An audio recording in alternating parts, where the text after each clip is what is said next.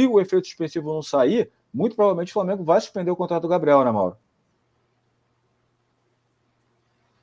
E teria que suspender.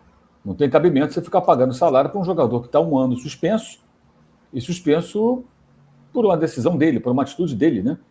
O dinheiro não é do Landim, o dinheiro é do Flamengo. Então ele tem que ser um gestor responsável do dinheiro do clube. E não faz sentido. Se a lei permite que o clube suspenda o contrato e o prorrogue pelo tempo da inatividade, é o que o Flamengo tem que fazer. Bem, é muito grave a situação, a punição é muito severa, eu acho até exagerada, já falei, mas essa é a realidade. O Gabriel não podia, ele poderia ir ao Maracanã como torcedor, mas ele não poderia aparecer como atleta do Flamengo, nem para receber um prêmio. Ele está suspenso, ele não pode treinar no CT com seus colegas para manter a forma, tem que treinar em outro lugar. Não pode. Ele pode ir lá no CT, tomar um café, bater um papo. Se ele puser o fardamento, está encrencado, não pode para treinar. Ontem ele não poderia aparecer lá como atleta do Flamengo, com essa camisa comemorativa dos 38 títulos estaduais. Não poderia também. Então é grave o que aconteceu, ele cometeu um erro. Eu espero, sinceramente, que ele reflita sobre isso, que essa experiência ajude o Gabriel, que tem 27 a 28 anos, a amadurecer. Eu acho que ele precisa amadurecer, entender que o mundo não gira ao redor dele, que ele é um grande ídolo, mas os ídolos podem ter pés de barro e podem desabar, e que o Flamengo depende muito menos dele do que ele do Flamengo. Esse, para mim, é um ponto muito claro. Vou repetir, o Flamengo depende muito menos do Gabriel do que o Gabriel do Flamengo. Tá? O Flamengo já teve grandes jogadores na sua história, ele é um dos jogadores históricos, mas o Flamengo vai continuar sempre, o Flamengo não vai morrer. Ainda mais no momento que o Flamengo tem condições de buscar novos jogadores, na eventualidade da saída de um nome importante. E eu não sei se o Gabriel vai encontrar num outro clube, sinceramente não sei, um ambiente tão favorável, uma torcida que goste dele, a oportunidade de repetir os feitos que ele alcançou pelo Flamengo, porque ele não fez sozinho, ele fez porque ele joga num time forte, né?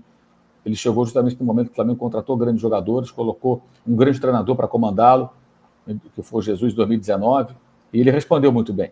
Mas já há algum tempo ele joga mal e agora está suspenso. Eu acho impressionante também assim, a confusão que parte da torcida faz nessa questão do Landim e do Gabriel.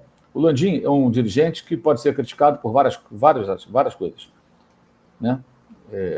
Tem acertos e tem erros na sua gestão, e os erros permitem que a gente critique. Acho que, no caso do futebol, principalmente por apoiar ou chancelar decisões erradas tomadas no departamento, algumas com o aval dele ou com a participação dele, em troca de treinador, mudanças de tapafúrdias, etc., que geraram aí decepções para o torcedor. Até preço de ingresso, né, também, enfim, algumas... eu acho que isso aí nem tanto, né? Preço de ingresso acho que era pior na outra gestão. Tanto que a Ilha do Urubu, pequenininha, não lotava. Acho que nesse ponto até melhorou um pouquinho, embora a gente possa discutir em alguns jogos alguns ajustes que ele poderia fazer para melhor. Não é perfeito, longe disso. Mas, assim, o que eu acho é que, assim, eu sempre gosto de me colocar no lugar do dirigente nessas horas para imaginar o que eu faria. Se eu fosse o presidente do clube e alguém perguntasse para mim o que você vai fazer com o Gabriel, eu falaria exatamente o que ele falou. Ou nem apresentaria a proposta. É isso que eu diria. Você vai apresentar a proposta? Primeiro tem que saber quando que ele vai estar liberado para jogar. Feito isso, caso ele seja absolvido, digamos, e possa voltar a jogar imediatamente, vamos imaginar que ele obtenha êxito nesse recurso lá no TAS, no Tribunal Arbitral do Esporte, e que ele possa voltar a jogar agora, imediatamente. Chegando agora no meio do ano, eu apresentarei ele uma proposta que não seria aquela proposta tão generosa que se discutiu com o staff dele do ano passado, uma proposta por um período menor de contrato, sem tamanha generosidade financeira, porque ele não está justificando isso tudo. Se ele aceitasse, ok. Se não aceitar, como foi com o Everton Ribeiro, que até o dirigente citou, ele segue o caminho dele. Mas ele pode fazer um gol no Flamengo? Pois é, acontece, é da vida. Você não pode ficar segurando jogadores caríssimos a vida inteira, mesmo jogando mal, pagando tudo que eles quiserem, porque ele pode fazer um gol no Flamengo. Então, não tem sentido isso, não tem o menor cabimento, sabe? Agora, como é que vai ser o Gabriel fora do Flamengo, se ele sair do Flamengo? Acho que esse é um ponto que as pessoas não estão pensando. E ontem, de novo, aquela coisa de fechado com o Gabigol, que eu não entendo. O que é fechado com o Gabigol? Você está apoiando o quê? Está apoiando a decisão que ele tomou ali de dificultar o trabalho do pessoal do antidoping? É isso? Esse é o fechado com o Gabigol? Ou é uma solidariedade porque acha que a pena é severa? Aí acho que faz sentido. Também acho severa a pena. 2 anos. Né? Ele fez o exame afinal. E deu negativo. Então ele não estava dopado. Ele teve uma atitude tola, uma bobagem. Eu acho que 2 anos é muita coisa. Embora na letra fria da lei seja a pena compatível com o ato do atleta, né? Pelo menos é o que falam todos os advogados especializados e tudo mais. Mas o que é fechado com o Gabigol?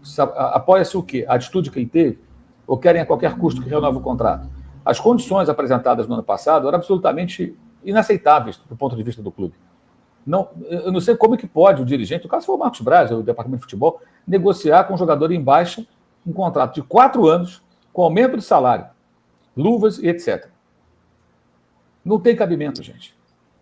A fase ruim do Gabriel ela já dura muito tempo, é mais de um ano. Com passagens muito complicadas em jogos que ele entrou e o Flamengo foi mal. Final carioca, primeiro jogo ele não joga, Flamengo 2-0. Segundo, o Vitor Pereira meio que fraqueja diante do peso do jogador e o escala, o Flamengo toma de 4-1, ele joga muito mal. Depois, a final da Copa do Brasil, primeiro jogo, o São Paulo colocou ele em campo, foi um desastre aquele primeiro tempo, o Flamengo perdeu ali a Copa do Brasil. O São Paulo só foi superior ao Flamengo, muito superior no primeiro tempo do Maracanã. E no jogo lá do Morumbi, né, ele entra no final, o Flamengo precisava de um gol, né, para levar para os pênaltis, e ele cai sozinho, assim, tropeça na bola, na primeira bola. Quer dizer, incompatível com um jogador da qualidade dele.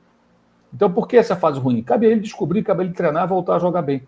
Se ele volta amanhã, absolvido, e começa a comer a bola, chegar lá em agosto, setembro, está goleando, fazendo tudo, goleador do campeonato, jogando barbaridade, esse meu discurso muda completamente. Aí sim, você pode negociar um outro tipo de contrato com o jogador. Ele voltou a ser o Gabigol.